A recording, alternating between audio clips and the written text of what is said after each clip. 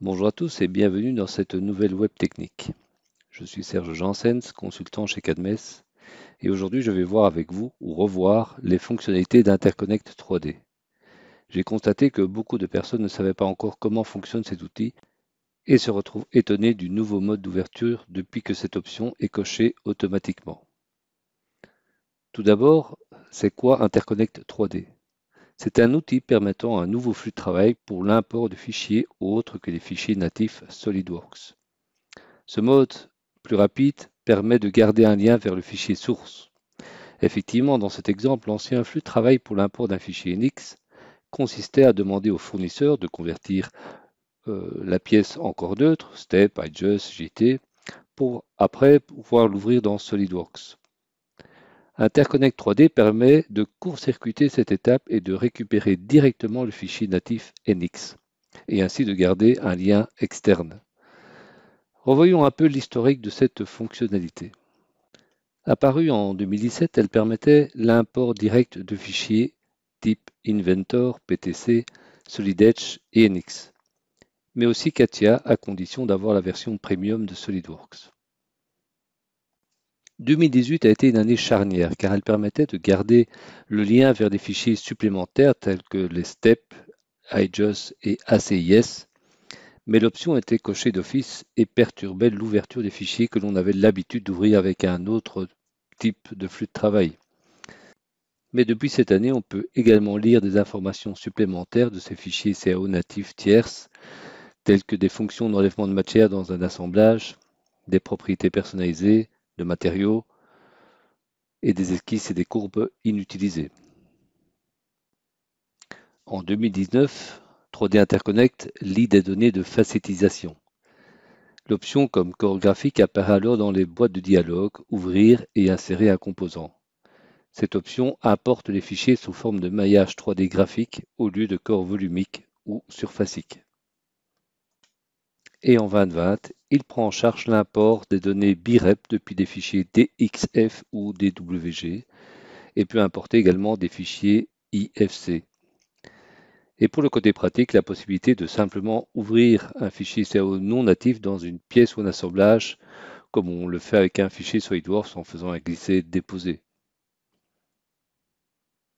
Restons dans l'actualité avec la création d'un masque dans un assemblage. Et c'est votre fournisseur qui vous envoie un film plastique. Lorsque vous voulez insérer un composant et que vous sélectionnez le filtre, vous pouvez voir toutes les extensions permises par Interconnect 3D.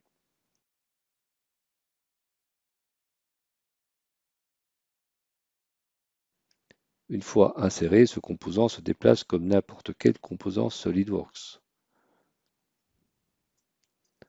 Nous pouvons voir les icônes significatives d'Interconnect 3D avec accès aux matériaux de la pièce principale, la flèche montrant qu'il y a bien une référence externe, donc un lien vers l'origine de votre pièce. On peut aussi ajouter une transparence, faire des contraintes et accéder à la plupart des outils. Si vous demandez une autre version de votre film plastique à votre fournisseur, vous n'êtes pas obligé de casser le lien ou de le remplacer. Dans votre répertoire, il vous suffit de sauvegarder la première version afin d'avoir toujours une trace. Et la seconde version, je la renomme avec le même nom que la première.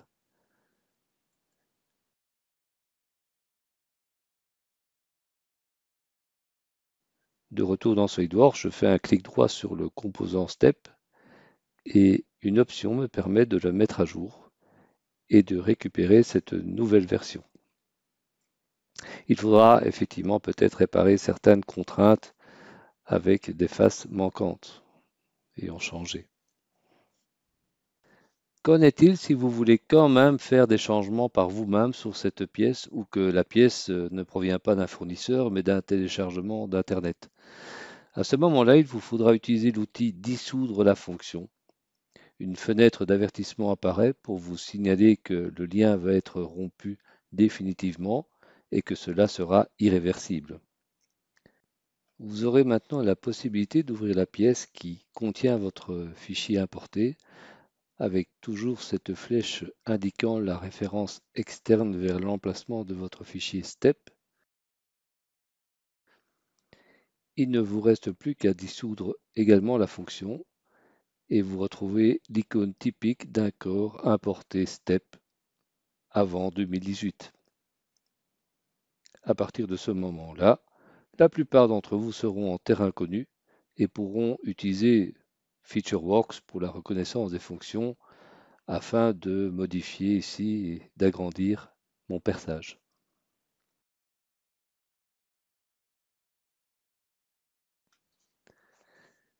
C'est ici dans les options du système, dans Importer, que vous pouvez choisir d'activer ou de désactiver 3D Interconnect,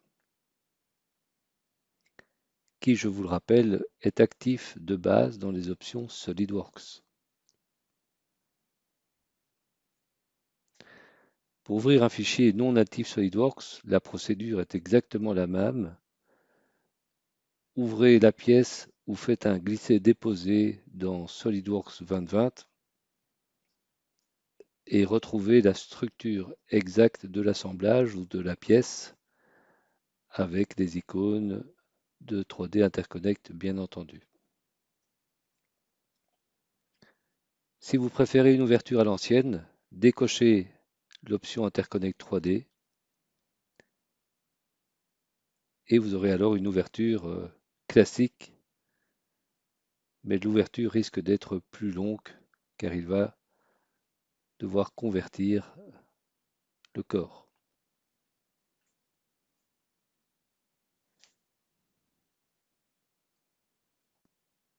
N'hésitez pas à nous contacter si vous désirez des informations complémentaires.